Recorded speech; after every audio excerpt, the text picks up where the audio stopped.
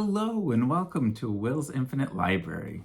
I'm Will and this is my Infinite Library.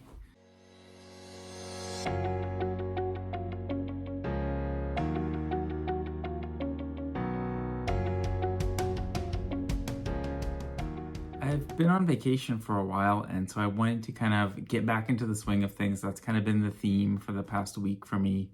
I was in Brazil for a few weeks and just got back to Canada on Monday. So this whole week has just been kind of a whirlwind of like jet lag, getting back to work, getting back on schedule, trying to catch up to myself, and I'm just starting to do that now a week later.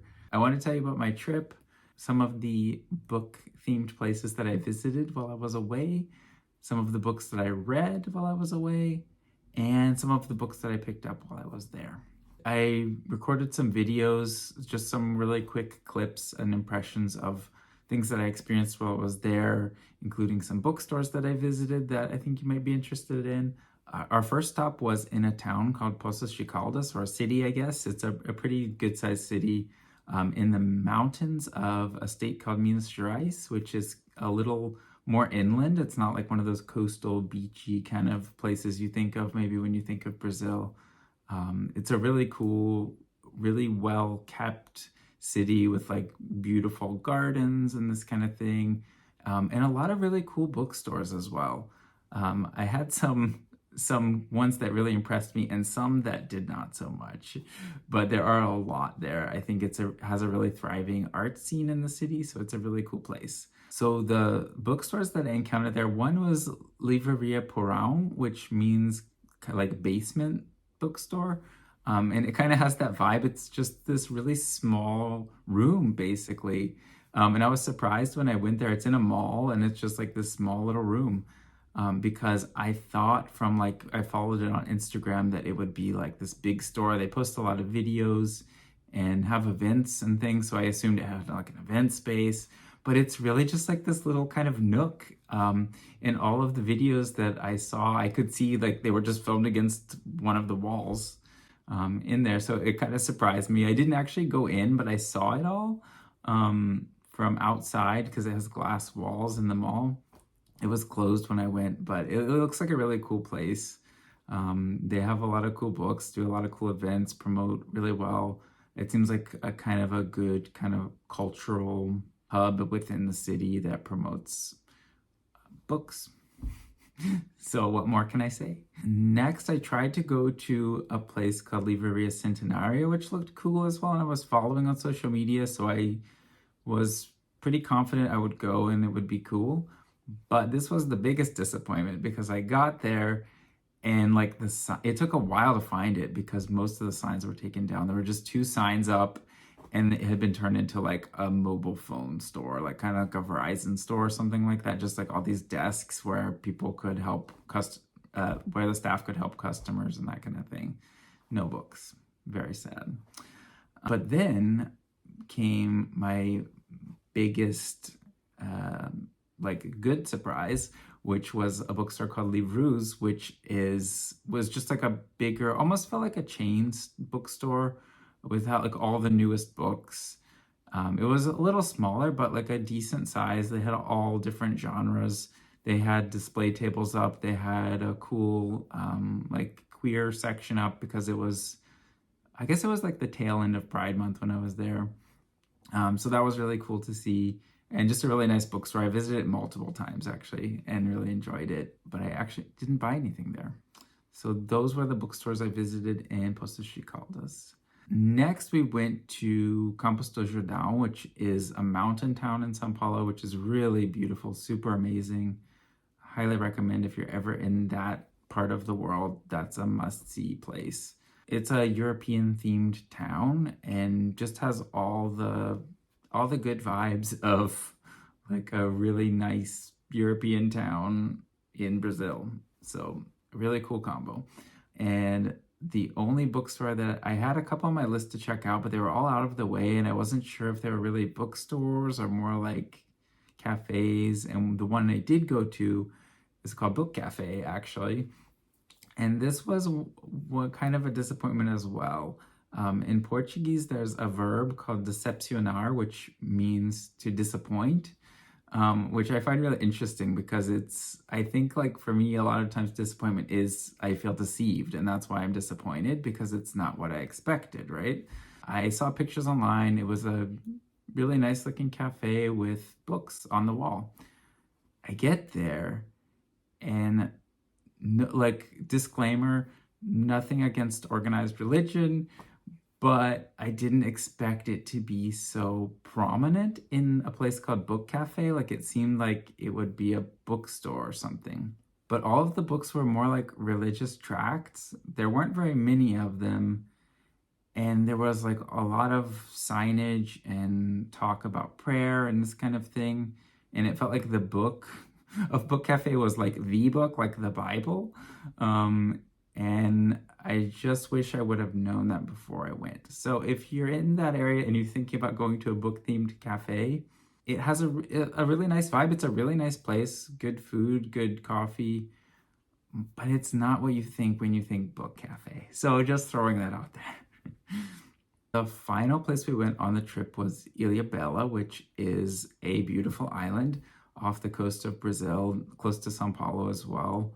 It's about a 20-minute ferry ride from the mainland, and it's super beautiful. It's an amazing, like, it is a paradise and kind of the place you think of when you think about like beautiful Brazilian beaches and that kind of thing. Spent some time in the sun and discovered a really cool bookstore there called Ponto das Letras, which feels like just an independent bookstore, also a cafe, had like beautiful plants, kind of like jungly in the cafe part, like all these pastries, food, coffee, drinks, art on the walls, like really cool, like local kind of scene. They had a lot of comic books also, and then like a few like really jam-packed shelves of like really great fiction from like young adult to fantasy to literary. Had a little bit of something for everyone, a lot of cool stuff. And I did end up picking a couple of books up there, which I will show you. I got a couple books to practice my Portuguese. The first one is this book, which is Raízes, Asas e Coração, which is Roots, Wings, and Heart. And it's by a writer named Valeria Kalyana. And I can't find anything about the book or her on the internet, which is really weird. I don't know if it actually exists, but I bought it. It might be self-published is my guess, but like it has this photo of her that looks like old-timey, so I don't know. Like it's a mystery, but it's just like short stories that are really beautiful and poetically written. So I think it'll be good to practice just learning and absorbing the language in bite-sized pieces that are a little bit of a challenge to keep me going. But yeah, it's weird. Like it says in the flap about the author in the front that she's descended from an illustrious family that like helped develop the cultural, economic, and social parts of the city of Sao Paulo. So like she seems like she should be pretty well known. So I don't know. I'll keep you posted if I learn more. Like I'm kind of curious to dig into this mystery of who this person is. So quite interesting. And then the other one I picked up is a comic book about Monica, which is a really popular children's, I don't know, cartoon comic. Like it's kind of like, I guess, Peanuts or Calvin and Hobbes or something like that. So like this one is less challenging, still challenging for me because it's in another language, but just something for fun that's easy to read and light and has a lot of pictures. So when I don't feel like delving into this like challenging mystery, I can just read that. But I also wanted to talk about some of the books that I read in English while I was on my trip. I read only ebooks while I was there, but I ended up picking up physical copies of some of the books when I got back to Canada because I enjoyed them and wanted them on my shelf, wanted to read them again. The first book that I read that I was excited to read, and I kind of picked as my vacation read for while I was there, was First Time for Everything by Henry Fry. Henry Fry is an English writer. I think this is his first novel, and it's kind of about like modern gay life in England specifically, but it really resonated with me. And the reason I picked it for a vacation read was because I previewed it and the narrator was super engaging, which to me is the number one thing I want when I want like a quicker, fun, easier read, something like a vacation read. But I wanted something contemporary and to sink my teeth into, and it had that as well. It was really deep and layered, and had just some really beautiful, poignant messages about like growing up, and like the character is out of the closet when the novel begins, but he has all these struggles in his life that he kind of shouldn't or didn't expect to have. Hang-ups with his sexuality, even though he's living like out and proud, he has a lot of issues, and he deals with them over the course of the novel. But basically, like, kind of the theme and what like really resonated with me was this idea of coming out, thinking you're good to go, your life is set now, you won't have any other personal struggles to get through, but then realizing, oh no, like, one, you have all this kind of like internalized homophobia that makes you like look at the world and yourself in this warped way and judge yourself and others too harshly. And then on the other hand, you're still trying to fit into what you think you should be when you're in the closet, because that's how you grew up and spent most of your life. And then you're also trying to fit into the gay world and feel like you're behind because you came out, you know, like this character, I forget what age he came out, but like not when he was younger, but maybe I think in high school. But like then he has to like feel like he has to catch up on the gay world, so he dives into that as an impressionable young person, and his life is just these two sides of what he thinks it should be, and everything kind of crumbles and falls apart and gets to a breaking point where he realizes that he needs to really figure out who he actually is, and kind of what pieces of both of those sides of his life he needs to use to rebuild his life to make it the life that he has always wanted, the life that he needs it to be. And I just really loved that as kind of the central struggle, because that's kind of my central struggle in life. So it really resonated with me and was just put forward in a really good, eloquent way. And it was also a celebration of just like found family, this group of queer people living in this like really, I guess, kind of like a romanticized house in England. A lot of just really great original characters.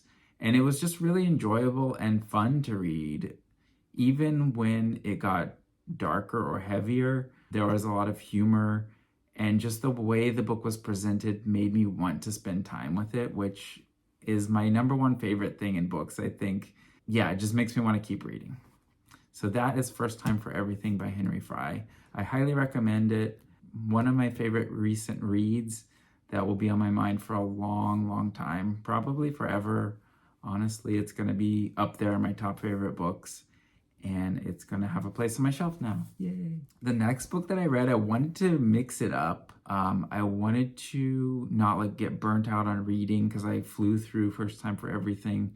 So I wanted to really change things up. And the next book I read was Origin Story by David Christian. And this is a nonfiction book. Origin Story is a big history book, which is kind of this philosophy of looking at history and the history of humanity and the universe as all one thing, which I found super interesting and I loved. And I took a course that I didn't know it at the time, but it was basically exactly this. Like, we looked at science. It was called Literature and Science. And it looked at like how humanity came to be and why, and just looked at our whole history and how we came to be, and was super fascinating. And this book kind of got at all of that and more. So it really resonated with me. I thought it was really cool. It starts with the creation of the universe, the Big Bang, and then the expansion and the creation of stars and matter, and goes on to the creation of Earth, and then like life emerging, and then humans, and then human history all the way to the present, and then looking into the future. Was super, super interesting. I recommend it if you're interested in, I don't know, literally anything. Like if you're interested in humanity, history, politics, like the bigger questions of why we're here, the history of the universe. any of these things, like it's super, super interesting. I highly recommend that you at least like read up on it if it sounds interesting to you. This is another one that I wanted to buy, but I couldn't find a copy of it locally, so I'll probably have to order it. But another book that I'm going to come back to time and again, because it really put things into perspective. And I think especially in this kind of polarized world, it's really cool to look back at like how many things had to happen to get us to where we are, and how like fundamentally all life on earth is so similar, but humanity is like we're all pretty much identical in our makeup and our history going back to our beginnings. Like we have so much more in common than we have different. And I think that's a really powerful message now. And I think that's kind of the big takeaway for me of this big history idea, is that we all need to pull together because we're all on this tiny little ball of clay hurtling through space, right? Well, we all have the same goals, I guess. Like we all need the earth to still be here and in a good shape. And that means playing nicely together, taking care of the earth. Like I think it really drives home all of these messages and puts it all into perspective without being preachy. It's nothing like that, saying any of those things, but like it's just very clear when you look at history from this wide angle lens. The last book that I read while I was there, which I have some confessions about my reading, was Rabbits by Terry Miles. Rabbits is kind of about like a game, like an augmented reality sort of game, but not really augmented reality. It's kind of like a conspiracy theorist, very similar to like Ready Player One. And I picked it up because I enjoyed Ready Player One. And thinking about vacation reads, that was a book that I just tore through. So I was like, oh, if this is like that, it'll be a great vacation read for me. And it's a lot like that. It's a lot like Foucault's Pendulum. It's a lot like Lost. It's a lot like, there was another one that I was thinking of. It's about this game that takes place like in the real world, but nobody knows what it is. Nobody talks about it. It's a big secret. People disappear when they play it. It starts to become about tracking coincidences and noticing things that happen that shouldn't happen, or things that are just too weird that like those kind of moments that you do have in life that you're like, this is too weird. It can't be real. And the idea is that those moments are kind of part of this game. It becomes really action-packed and really fascinating about like examining the fabric of reality. And I don't want to say too much about that because that is a big spoiler. And what kind of kept me reading and curious about was this kind of bigger picture. And a lot of the criticism I've seen about this book is that it just jumps from point A to point B. Like, here's a clue, let's follow the clue. Here's another clue, let's follow that clue. And doesn't feel so much like it's growing through a lot of the book, like there's progression. It's just like this thing and then that thing, and then this thing and then that thing. So I did end up skimming a lot of it. That's why I said I read it, because I read the parts that interested me and was able to skim through and find those parts about like the nature of the game and that kind of thing. I've seen other criticism that says that it never really delivers. It doesn't reveal anything at the end or anything, but I don't quite agree with that because it did explore a lot of these themes and it does give some answers to what's happening. It kind of throws them into question and doesn't definitively say 100% everything, but like it gives you answers. I found it personally satisfying because it made me think about these ideas, and that's what I come to these kind of books for. I'm not expecting it to tell me the actual nature of reality because who knows?